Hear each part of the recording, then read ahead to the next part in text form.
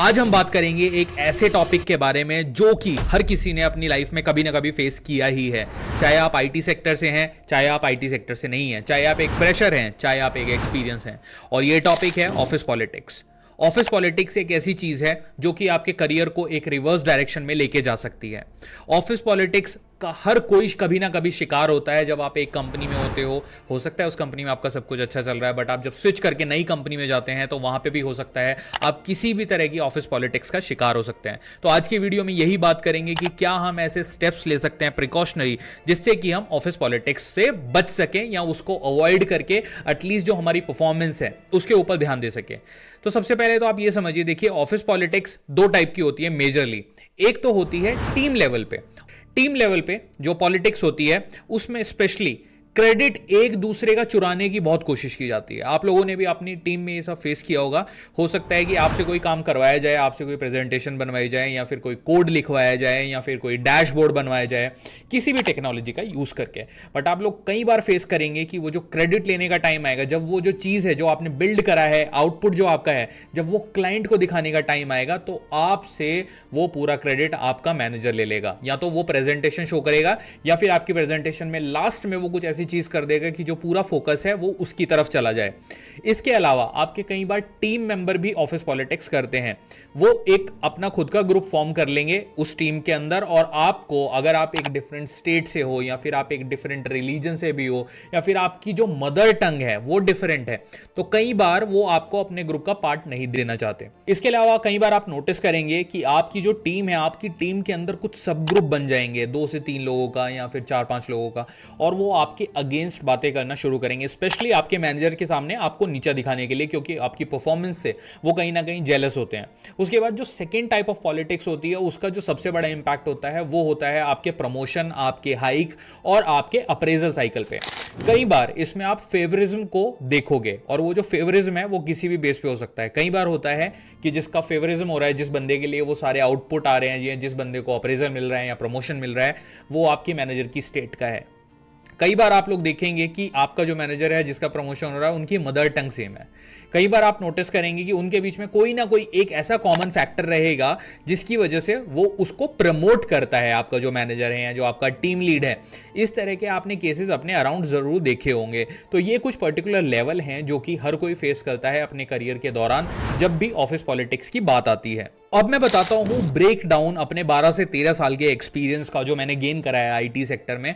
कुछ certain steps हैं जो मुझे लगता है कि हर किसी को फॉलो करने चाहिए, स्पेशली जो लोग बिल्कुल ही सेक्टर में नए हैं। आप लोग अगर ये वीडियो देख रहे हैं या फिर आप मेरे चैनल से जुड़े हुए हैं, तो ये वीडियो बनाने का मेरा टारगेट ही ये है कि मैं आप लोगों की ये प्रॉब्लम सॉल्व कर पाऊं, अपने 13 साल के एक्सपीरियंस को मैं एक फ्रेशर को दे पाऊं। स्टेप 1 ये रहेगा कि आपको ऑब्जर्व करना है, आपको रिएक्ट नहीं करना है। आपको ऑब्जर्व करना है उस ग्रुप को कि जो पॉलिटिक्स हो रही है वो किस लेवल पे हो रही है। बेसिकली आपको अंडरस्टैंड करनी है उनकी आइडियोलॉजी। आपको, आई एम नॉट सेइंग कि आप बैठ के एक पेन पेपर पे प्रॉपरली उसके डायग्राम बनाइएगा, बट आपको कहीं ना कहीं आइडियोलॉजी को अंडरस्टैंड करना पड़ेगा कि ये जो पॉलिटिक्स शुरू हुई है इसका रूट कॉज क्या है। कई बार ऐसा होता है कि हम दूसरे की साइड देखते हैं कि मे बी उन लोगों में कुछ प्रॉब्लम है, बट जब तक आप प्रॉपरली एनालाइज नहीं करोगे आप समझ नहीं पाओगे एक्चुअली आपको अपने ग्रुप का वो लोग पार्ट क्यों नहीं बना रहे हैं। उसके अलावा जो सेकंड स्टेप है वो कई बार आप फोकस नहीं करते, वो है डॉक्यूमेंटेशन। अगर स्टेप 2 में आप डॉक्यूमेंटेशन हमेशा करोगे, डॉक्यूमेंटेशन का क्या मतलब है, देखिए आईटी सेक्टर में वर्बल चीजों की कोई वैल्यू नहीं है। अगर आपने चीजों को डॉक्यूमेंट कर रखा है, आपने चीजों को मेल के ऊपर रख रखा है, तो उसकी वैल्यू है। तो आप जब भी कोई अच्छा काम कर रहे हैं, ऐसा कोई काम कर रहे हैं जिससे आपका अप्रिसिएशन होना चाहिए, आपके क्लाइंट से कोई अच्छा मेल आया है, तो चीज़ों को हमेशा डॉक्यूमेंटेड रखने की कोशिश करिए। कभी भी ये मत सोचिए कि टीम्स पे बात हो गई है या फिर आपको जूम पे मैसेज कर दिया तो आप उसको बस वर्बली छोड़ दें थैंक यू बोल के, या फिर आप कुछ अच्छा सा कॉम्प्लीमेंट दे देंगे अपने क्लाइंट को कि आपने मुझे अच्छी बातें बोली, तो ये सही है। बट आपको मेक श्योर करना है कि वो चीज़ें डॉक्यूमेंट हो। अगर आपका क्लाइंट आपको फीडबैक डॉक्यूमेंटेड नहीं दे रहा है तो कोशिश करिए अपने क्लाइंट से वो फीडबैक निकलवाइए, या फिर अपने स्टेक होल्डर या अपने मैनेजर से वो फीडबैक निकलवाइए, ताकि जब आपका टाइम आए अप्रेजल का तो ये फीडबैक आपको हेल्प कर सके। अब बात करते हैं स्टेप नंबर 3 के बारे में। स्टेप नंबर 3 जो है basically it's about building relationship.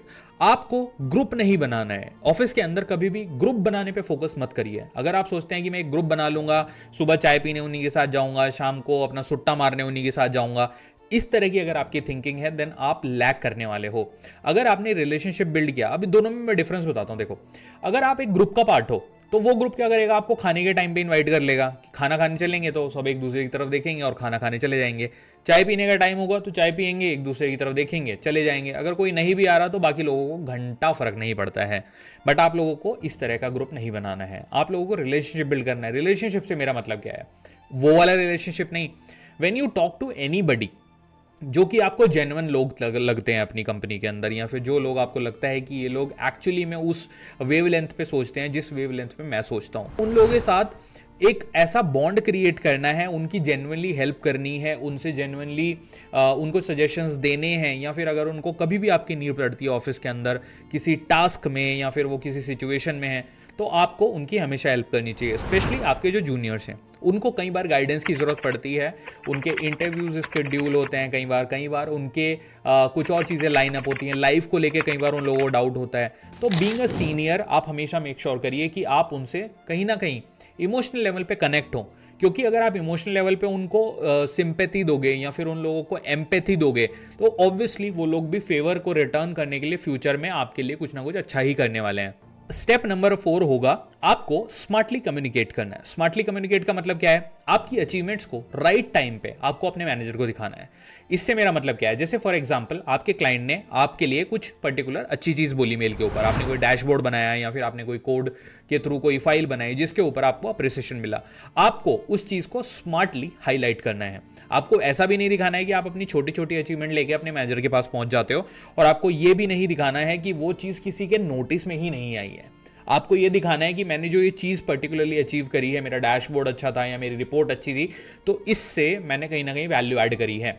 आपको स्मार्टली इस चीज़ को कम्युनिकेट करना है अपने मैनेजर को कि मैं वैल्यू ऐड कर रहा हूं, और उसके लिए उसको आपको डेटा दिखाना है। तो ये जो मेल आप दिखाओगे ये आपको अपने पास सेव भी करके रखना है, ताकि जब ईयर एंड का टाइम आए तो इन मेल्स को आप प्रॉपरली शोकेस कर सको। और आप जब चीज़ों को डॉक्यूमेंट करोगे ना, तो आपके मैनेजर को ये नोशन जाएगा कि ये जो बंदा है ये पर्टिकुलर पॉजिटिव चीज़ों को हमेशा नोट डाउन करके रखता है। तो he also at his subconscious level उसको वो चीज़ चलेगी कि मेरी टीम में एक बंदा है जिसके लिए काफ़ी पॉजिटिव चीज़ें आती हैं।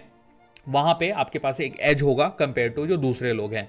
ये स्टेप बहुत ही इंपॉर्टेंट है, लोग अक्सर इसको मिस करते हैं, अपनी पॉजिटिव्स को वो ज़्यादा हाईलाइट नहीं करते। मैं बोलूँगा चढ़ के चौराहे के ऊपर शोर मचाना है, बट एथिक्स को फॉलो करना है। Step number 5, focus on skill not politics. You are not here as a politician. आपको यहाँ पे देश के प्रधानमंत्री बनने की ओर नहीं जाना है, आपको बेसिकली जाना है एक अच्छा एम्प्लॉय बनने की तरफ। अगर आपको इंटरेस्ट है उस पर्टिकुलर एरिया में और आपको एक अच्छा एम्प्लॉय बनना है, तो आपको सिर्फ अपनी स्किल को अपग्रेड करने पे फोकस करना है। इससे मेरा मतलब क्या है, अगर आप आईटी सेक्टर में हो फॉर एग्जांपल, आजकल 2025 के अंदर आर्टिफिशियल इंटेलिजेंस हर कोई जानता है, कोई नई चीज़ तो है नहीं। आर्टिफिशियल इंटेलिजेंस आया हुआ है मार्केट में, काफ़ी इन है। आप लोगों को ऐसी टूल्स सीखने हैं जो आपको एआई को एक्सपोजर दें। आपकी कंपनी के लिए आपको एसेट बनना है, आपको जेन एआई सीखना है, रैग है, एलएलएम है, किस तरह से ये मॉडल काम करते हैं, किस तरीके से ओपन एआई का पूरा प्लेटफॉर्म काम करता है, किस तरीके से ये जो बड़ी बड़ी कंपनी है, बड़े बड़े जायंट्स हैं, गूगल है, अमेजॉन है, एप्पल है, ये एआई को यूज करके और प्रॉपरली आप लोगों के लिए इतने अमेजिंग प्रोडक्ट बना के ला रहे हैं। क्योंकि अल्टीमेटली आपको लाइफ में आपकी स्किल ही आगे लेके जाएगी, आपको ऑफिस पॉलिटिक्स नहीं लेके जाएगी। बट ऑफिस पॉलिटिक्स से बचना इन सारे स्टेप्स के थ्रू बहुत ईजी है। I am actually telling you. देखिए, ऑफिस पॉलिटिक्स ऐसी चीज़ है जिसको आप अवॉइड नहीं कर सकते, क्योंकि वो आपके सामने हो रही है। तो इसको आप सॉल्व कर सकते हैं। सॉल्व करने के स्टेप्स मैंने आज आपको बताए अपने एक्सपीरियंस के अनुसार। आपको एक इफेक्टिव कम्युनिकेशन और प्रॉपर डॉक्यूमेंटेशन को फॉलो करके रखना है। अगर आपके पास सारी चीज़ें डॉक्यूमेंटेड हैं, अगर आप प्रॉपरली वोकल हो और कम्युनिकेशन को सबके सामने रख पाते हो कि how things are happening, what are the things happening, आप किस तरह से वैल्यू ऐड कर रहे हो, then I can assure you कि ऑफिस पॉलिटिक्स आपको उतना नुकसान नहीं पहुंचा पाएगी। Only 2 key pillars are communication and documentation, then nobody can beat you. Reason एक छोटा सा एग्जांपल देता हूं, अगर आपका मैनेजर भी आपको दबाने की कोशिश करेगा, आपके फीडबैक्स हैं, आप इनको यूज करके एचआर को भी दिखा सकते हो कि I am not a bad performer, I am amazing performer of this team. आप इस टीम में अगर पॉलिटिक्स की वजह से मात खा रहे हो तो एचआर आपको दूसरी टीम में मूव कर देगा। यू विल राइज हेयर और देयर एज अ फीनिक्स। आपको ये वीडियो पसंद आया तो इस वीडियो को अपने दोस्तों के साथ भी शेयर करिएगा जो कि ऑफिस पॉलिटिक्स से जूझ रहे हैं। आपका कोई पर्टिकुलर क्वेश्चन कंसर्न है तो आप प्लीज उसको कमेंट सेक्शन में लिख दीजिएगा। मैं हर एक कमेंट का प्रॉपरली रिस्पॉन्स करता हूं, अपनी प्रॉपर थिंकिंग देता हूं, and I always try to interact with all of you. इसी नोट पे आप लोगों से लूंगा अलविदा। Thank you so much, all the best guys.